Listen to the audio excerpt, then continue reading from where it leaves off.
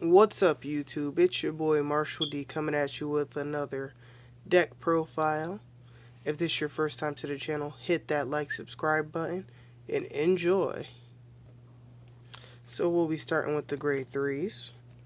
First is Illusionary Revenger, Mordred Phantom. When a Blaster Dark is placed, get one Imaginary Force gift. If your opponent's on grade 3, after this card attacks, counterblast, stand all Blaster Darks, and they get plus 10. He's your main guy in the deck. And yeah. Then we play 3 Danger Lunge Dragon. When placed on Van, Soul Blast, get a grade 2 from drop. So if you don't have any grade 2s in your drop yet, you can Soul Blast the grade 2 that's in the soul already. And if you have 3 Imaginary Force gifts, Soul Blast on Van or Rear, it gets plus 10 and a crit. Yeah, I only play this guy at 3. I've seen some deck profiles play 4 and 4, but I believe 7 is a really good number because you don't want to see this too many times.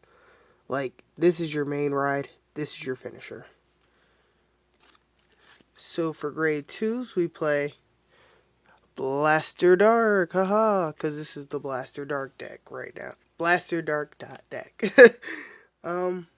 Yeah, on Van, you counterblast. On Van or Rear, counterblast 1, retire a unit. When it's on Rear, on Van, you can discard a card. If your opponent has no rear guards, it gets Twin Drive. So it's just a little bit of filtering, fixing your hand.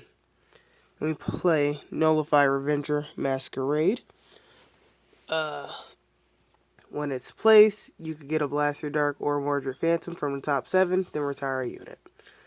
You have to play these at 4. The deck doesn't function as well without them now. And yeah, it's just about consistency. Then we also play 3 Darkness Maka. So some people don't like Maka. They personally prefer Fallen Drive Eagle. This is the new promo that came out. When it intercepts, it's basically a perfect guard. There's also a grade 1 that says Soul Blast, move something when it move something to intercept with something from the back. So that's typically where you would put Fallen Drive Eagle. But currently this card isn't, in my opinion, it's not aggressive enough. We're moving into a more Excel format. And Darkness Maka makes numbers. She counterblast 1, call grade 1. She gets plus 5 and you draw a card. So you just drew a card, gained power for something that you were probably already going to do.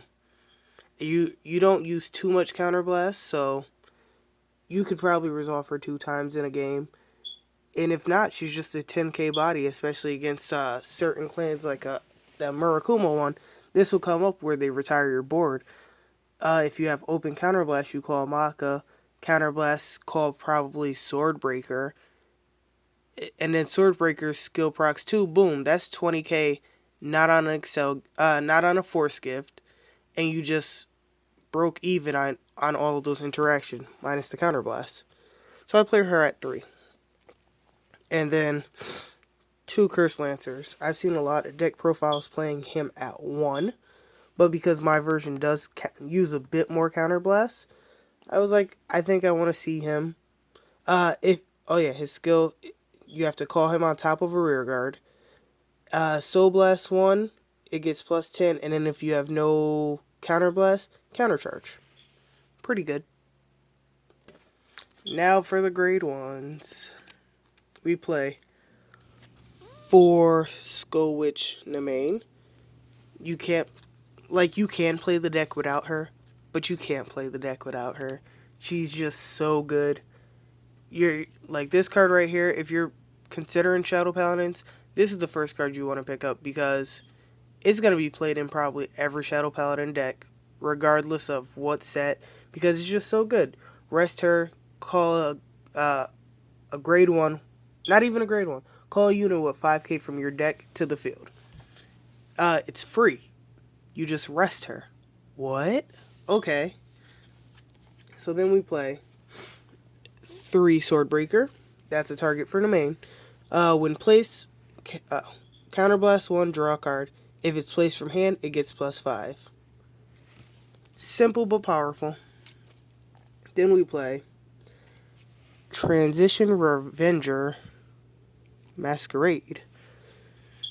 Counterblast, put this card in soul, call Blaster Dart from your drop area, it gets +5. During a battle that it boosts, it gets +2. So there are some really, really cheesy things you could do with this. And like him. And like him. So you could say, call Blaster Dart. You get your force marker because this is on field. Call over it. Skill Counterblast. Put it in soul. Get another one. So you just generated 2 force markers. And then if you have like another lane open and you're out of counterblast, you just call this on top. That's 20.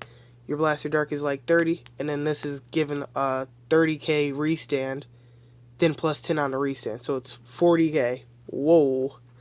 So much pressure. But you really need that in this format that we're going into. Let's see. Black Sage Karen. This is the main target for the Maka. When placed off an ability, Soul Blast, counter charge, it gets +3. So with Maka, that's a 26k column. And yeah, besides that, it's just a 10k shield. Then Dead Armor Dragon. This is a promo you get at BCS, I think it's called. Yeah. When a unit attacks Soul Blast, it retire this unit. And whatever unit is attacking, your opponent has to call 2 from hand at the same time. So there's a lot of ways you can use this card. I only played at 1. Some people play it at 2 to 3. But, so typically if I have, like, Mordred this, let's say this is the only column, and this is 20k. How would it go? Oh, wait, no. There would have to be a third column. So, whatever this. So, you attack with this. You attack, that's 20. Skill, you Soul Blast. Now they have to waste 2 cards on a 20k attack that they could have guarded with just a 10k. Yeah. That's typically how I use it. Or like, if this is not boosted and I've already attacked with the column that has Dead Armor Dragon, then I'll do it like that. Doo-doo-doo. Now for the grade 0s. Haha! Crisis Revenger, that's your starter. 4 crits. Another 4 crits, so we're playing 8 crits. 4 draw triggers. 4 heal triggers. Oh no, get in the shot. I considered for a little bit trying to be super aggro and playing like 12 crits, but I was like, nah, that's not a good idea. I know some people play 6 crit, 6 draws. At the end of the day, deck building is what you prefer. You could play it however you want. Some people play this deck with 1 Phantom Blaster Dark Dragon. I tried that out for a while. I didn't like it. It's not needed anymore. Retiring your field isn't needed. I mean, your opponent's field isn't needed. You just try to apply pressure super, super early. And, you know, Blaster Dark and this guy, they're the cards, bro. Like, what else? Compared to the top decks, like, I'm thinking of the name of the deck. Oh, no. Murakumo. This deck has a decent matchup against it. For that matchup, you just have to stack all your force markers on one, on like this guy, and you pray that you get them to 4, and then you just swing, and you hope it hits. That's all you can do against the Murakumo matchup, really, because they just accumulate so much hand. Actually, no, there is one more other strategy. You could start. So if you do this strategy, you have to be committed from turn 1. You're attacking first. You're just throwing your hand on the table, and you are just swinging at them, and you're just trying to keep your tempo and mess up them, because later in the game they just gain so much hand, and like you pray that you have this, and then you could just swing like 5 times.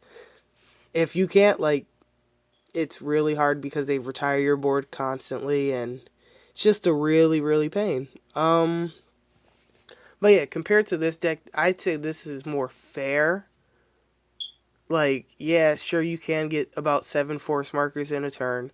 Genesis is about to do the same thing, but worse. But, like, this deck is really fair compared to, like, Murakumo's. Currently, it's sitting at the price point of, like, $2.95. I just priced it out this morning. Um, and yeah, like, if you like being an edgy boy, I highly recommend it. You'll have a good time with this deck. And yeah, if this is your first time to the channel again, hit that like, subscribe button on your way out, and thanks for watching.